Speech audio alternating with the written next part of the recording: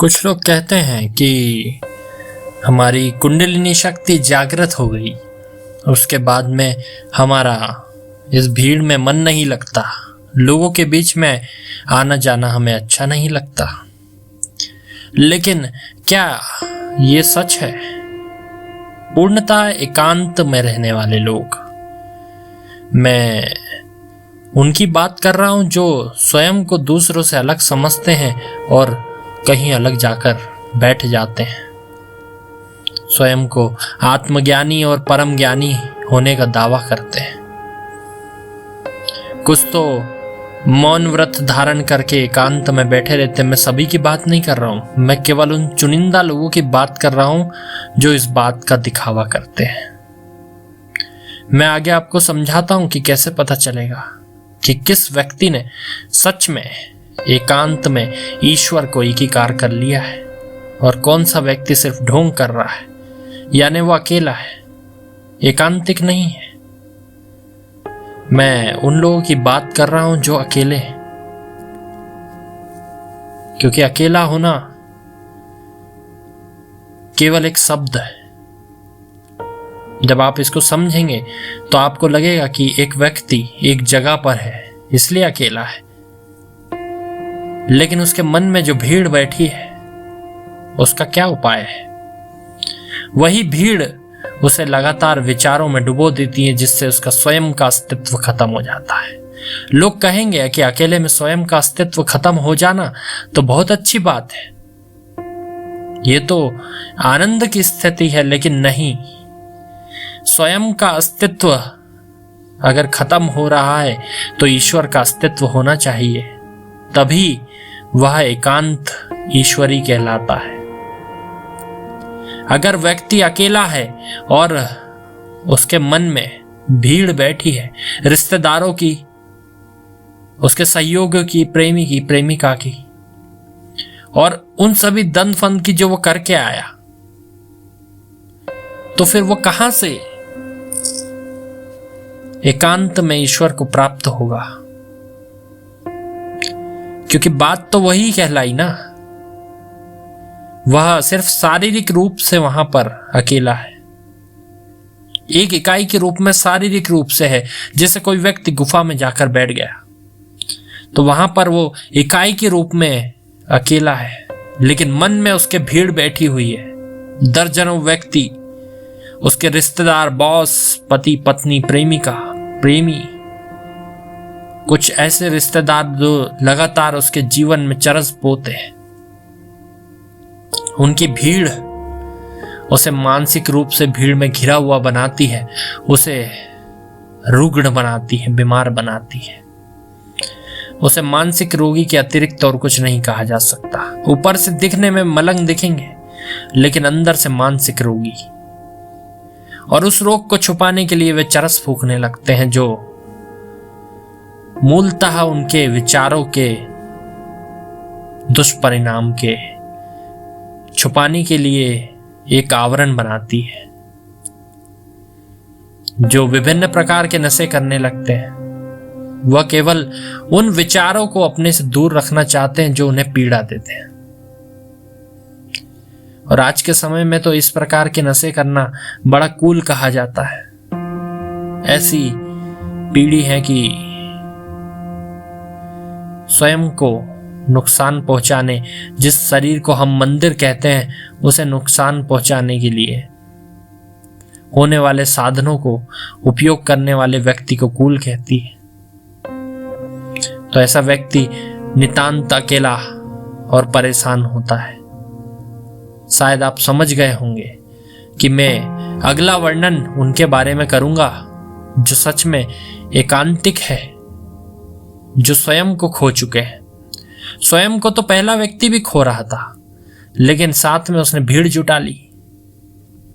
दूसरा व्यक्ति, कल्पना कीजिए, एक व्यक्ति सिर्फ अपने कमरे में है। पहला व्यक्ति तो हिमालय की कंदराओं में चला गया था, तब भी ईश्वर को प्राप्त नहीं कर पाया।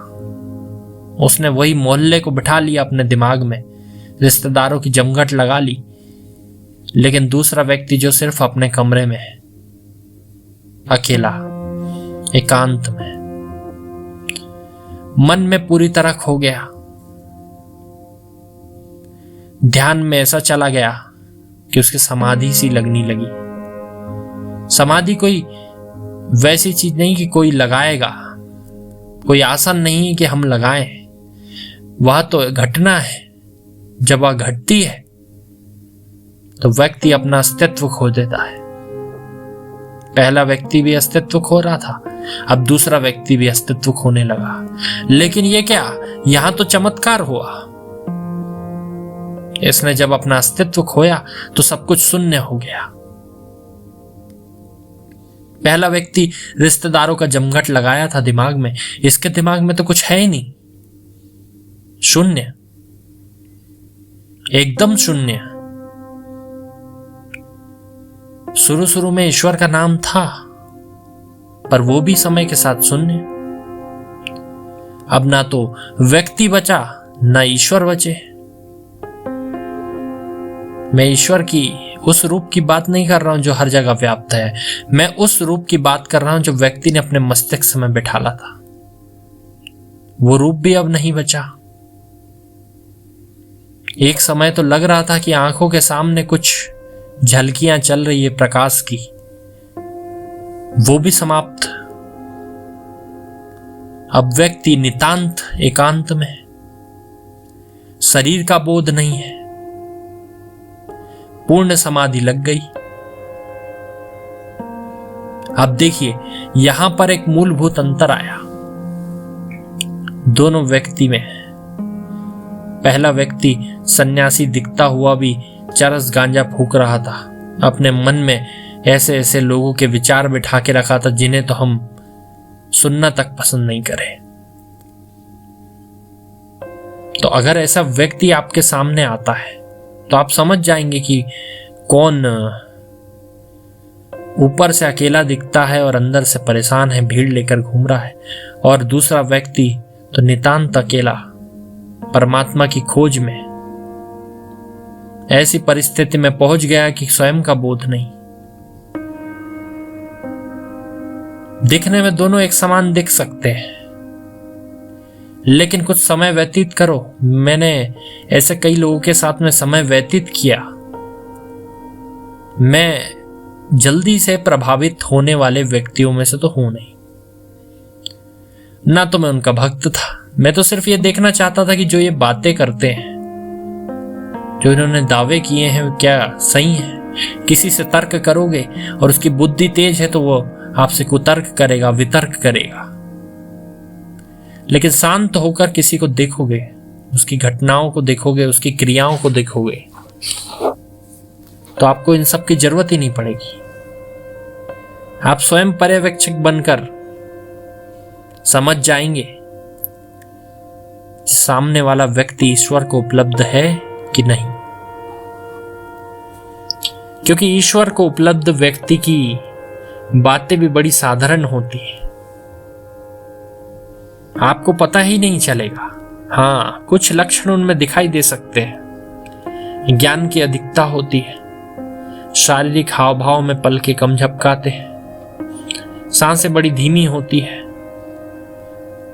लेकिन अगर कोई बात करे कि एकदम शांत विचारों और नहीं, ऐसा हो ही नहीं सकता। वे तो उग्र भी होते हैं, कई बार चिढ़ जाते हैं। ईश्वर उपलब्ध व्यक्ति जब ईश्वर से जुड़ता है तो उसका व्यक्तित्व बदल जाता है। मूलतः देखने में वो साधारण लगते हैं, लेकिन जब वे ईश्वर से जुड़ते हैं तो आप उनके स्वरूप को देखकर ही चकित रह जाएंगे, उनके ज्ञान को देखकर चकित रह जाएंगे। कुछ व्यक्ति जो लिखते हैं वे ईश्वर उपलब्ध हो सकते हैं, लेकिन मैंने अधिकतर ईश्वर उपलब्ध व्यक्तियों को बोलते सुना है। ऐसा और भी महात्माओं ने अपने व्याख्यानों में वर्णन किया है कि वे लिखते नहीं, बोलते हैं। मन के अंदर लगातार उठने वाली जो विचारों की लहरें हैं, वे बोलने से जल्दी जल्दी स्पष्ट इस समाज को, दुनिया को सुनाई देती है। अपने शिष्यों को वे सुनाना चाहते हैं। लेकिन अगर लिखने जाओ तो अधिक समय लगता है। संसाधन जुटाते हैं जब तक भाव बदल जाते हैं और वे भावना नहीं आ पाती। फिलहाल हम बात कर रहे थे उस अकेलेपन और एकांत की। अगर आप भी ईश्वर के पथिक बनना चाहते हैं, ईश्वरी मार्ग की, तो पहले तो थोड़ा अकेले में, एकांत में समय बिताना शुरू कीजिए। विचारों की बात भी हम कर रहे थे तो विचारों को आने दीजिए, उन विचारों का अध्ययन कीजिए कि क्या अकेलापन आपको समझदार बना रहा है कि बीमार बना रहा है। मैंने 2 टाइप के लोग बताए थे आपको। पहला जो रिश्तेदारों का जमघट, दोस्तों का जमघट, सारे उपद्रवों को सिर में लेकर बैठा था। दूसरा व्यक्ति जो खो गया था। इन दोनों में से पहला व्यक्ति अगर आप हो तो आपको वैसे ही समझ में आ जाएगा, लेकिन दूसरा व्यक्ति अगर आप हो तो तुरंत आपको एकांत में ऐसा नहीं होगा कि आप गए और ईश्वर ने आपका हाथ पकड़ लिया। उसके भी कुछ आरंभिक लक्षण होंगे। एक रचनात्मक विचार आने लगेंगे, अपने जीवन को ऊपर उठाने का आपका उद्देश्य सुदृढ़ होता जाएगा। आपके मन में ऐसे विचार आएंगे कि मैं ईश्वर को कैसे प्राप्त करूं। अलग अलग साधनों पर आप विचार करेंगे। उस समय अन्य कोई बातें, चाहे वह आपके वित्त से, आपके काम से, प्रोफेशन से, आपके परिवार से जुड़ी है, आपके सामने नहीं आए, क्योंकि आपका मस्तिष्क जितना आप सोचते हैं उससे कहीं अधिक समझदार है। वह जानता है कि आप एकांत में क्यों गए। अगर आपका दिमाग संतुलित है, शांत है, आप योग क्रिया को चुन चुके हैं, गुरु को चुन चुके हैं, तो आपका मन ईश्वर की ओर भागेगा। भटकाव आ सकते हैं, लेकिन गुरु बनाए ही इसलिए जाते हैं कि वे आपको पकड़ कर रखे। उसके बाद में आपको पता चलेगा कि धीरे धीरे आपका एकांत में रहना सिद्ध होने लगा। आपको बस इंतजार करना है उस दिन का जब साधना करते करते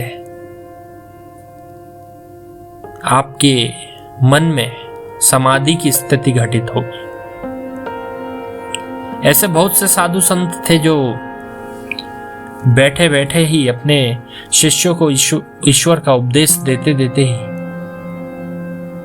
समाधि की अवस्था में चले जाते थे। ऐसे अनेकों उदाहरण आपको देखने मिलेंगे, क्योंकि क्रिया जब हम करते हैं तब घटित होती है, क्योंकि हम चाहते हैं कि वह हो। समाधि के साथ में भी ऐसी स्थिति है, हम चाहते हैं कि वह हो, लेकिन जब हमारे मन में ईश्वर के प्रति अधिक संवेदनशीलता पैदा होती है तो वह घटित हो जाती है।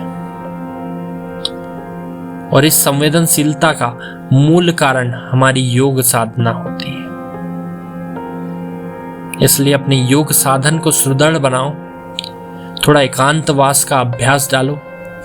और ये बहुत अच्छा है कि अगर आपको ऐसी जगह मिले जहां पर पेड़ पौधे, तालाब, नदी या कोई जीव, प्राकृतिक अवस्थाएं उपलब्ध हो, वहां पर थोड़ा एकांतवास करें और अपने मन को ईश्वर की ओर ढकेलने का प्रयास करें।